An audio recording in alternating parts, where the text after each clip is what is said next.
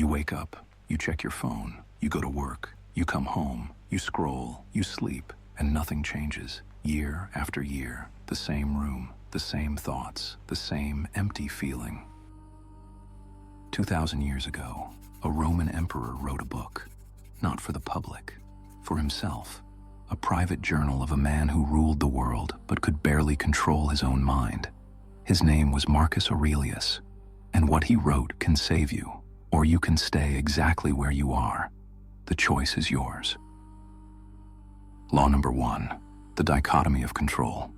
Epictetus, a former slave-turned-philosopher, said, "The chief task in life is simply this, to identify and separate matters so that I can say clearly to myself, which are externals not under my control, and which have to do with the choices I actually control." Read that again.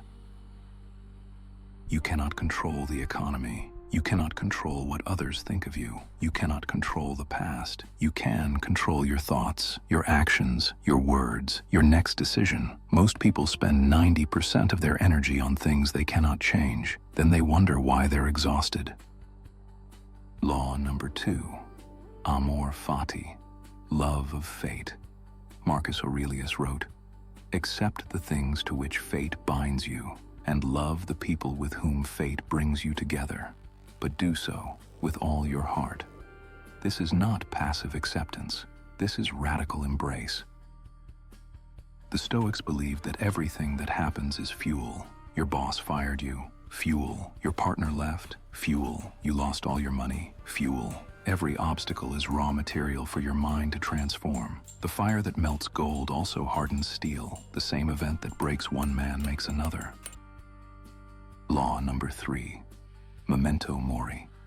Remember that you will die. This sounds dark. It is not. It is the most liberating truth you will ever hear. You will die.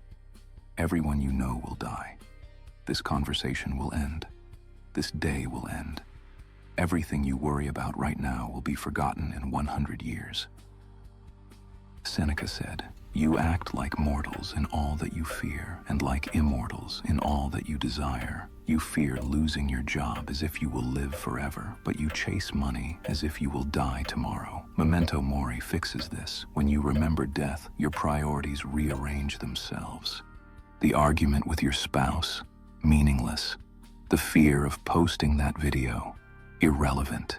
The money you're saving for someday is not guaranteed.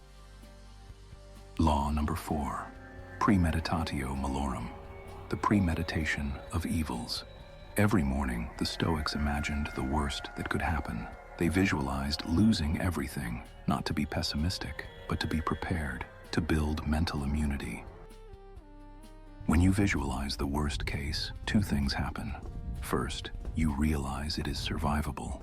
Second, you are grateful for what you have right now. That fear that lives in your chest, it shrinks when you face it. It grows when you hide from it. Law number 5, the view from above.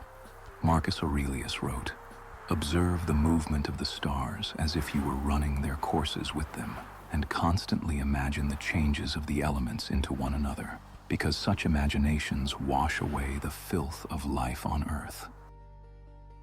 Zoom out of your life, your anxiety about that meeting. From space, it doesn't exist. Your embarrassment about that mistake, the universe didn't notice. The view from above is not escapism, it is perspective, and perspective is power. Law number 6, voluntary discomfort. Seneca was one of the richest men in Rome, but once a month he would wear rags, eat nothing but bread and water, and sleep on the floor. Why? So he would never be afraid of poverty. He trained himself to need nothing, so nothing could control him. Take a cold shower, skip a meal, sleep on the floor for one night. These are not punishments, these are rehearsals. When you voluntarily do hard things, the hard things that life forces on you become easier. You become anti-fragile. You stop being a victim of circumstance. Law number 7, silence is power. Zeno, the founder of Stoicism, once said, "Better to trip with the feet than with the tongue." The Stoics understood that every word you speak costs energy. Every explanation you give weakens your position. Every time you defend yourself, you hand power to your enemy. Talk less. Listen more. Let your actions be your arguments. The person who speaks the least in the room is often the most powerful, not because they have nothing to say, but because they have nothing to prove. These 7 laws are not theory. They are weapons. They were forged by slaves who became philosophers, by emperors who ruled the world but couldn't sleep, by men who lost everything and found something deeper. The question is not whether they work. The question is whether you will use them. Tomorrow morning, you will wake up.